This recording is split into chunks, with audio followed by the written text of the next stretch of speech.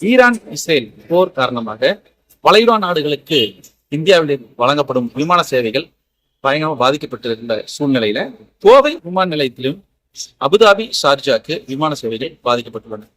கோவை சர்வதேச விமான நிலையத்தை பொறுத்தவரை சிங்கப்பூர், அபுதாபி, ஷார்ஜா ஆகிய 3 வெளிநாடுகளுக்கு நேரடி விமான சேவைகள் வழங்கப்படுது.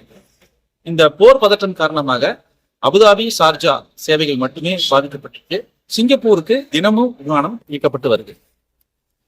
ஷார்ஜாக்கு ஏர் அரேபியா நிறுவனம் சார்பில் இயக்கப்பட்டு வரும் விமான சேவை கடந்த திங்கட்கிழமை ஒரு நாள் மட்டும் ரிப்பாட்ரியேஷன் ஃபிளைட்னு சொல்லக்கூடிய அங்கு இருக்கக்கூடிய மக்கள் இந்தியாவுக்கு குறிப்பா தமிழ்நாட்டுக்கு திரும்பி வருவதற்கான ரிப்பாட்ரியேஷன் ஃபிளைட் சர்வீஸ் ஒன்று ஏற்பாடு பண்ணி கொடுத்திருந்தாங்க.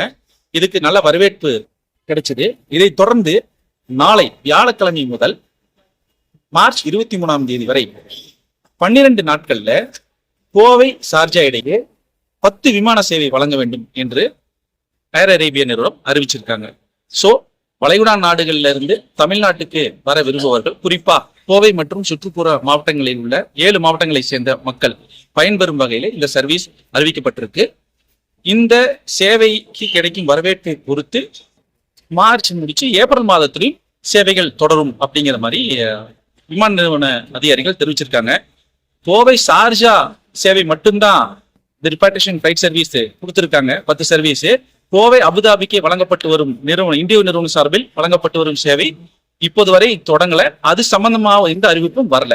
சோ கோவை ஷார்ஜா இடையே நேரடி விமான சேவை பயன்படுத்த விரும்பும் பயணிகள் மற்றும் குடும்பத்தினர் அந்த நிறுவனத்தை தொடர்பு கொண்டு ஃபிளைட் ஷெட்யூலுடைய டைமிங்ஸ் என்னங்கிறத கேட்டு தெரிஞ்சுக்கலாம்.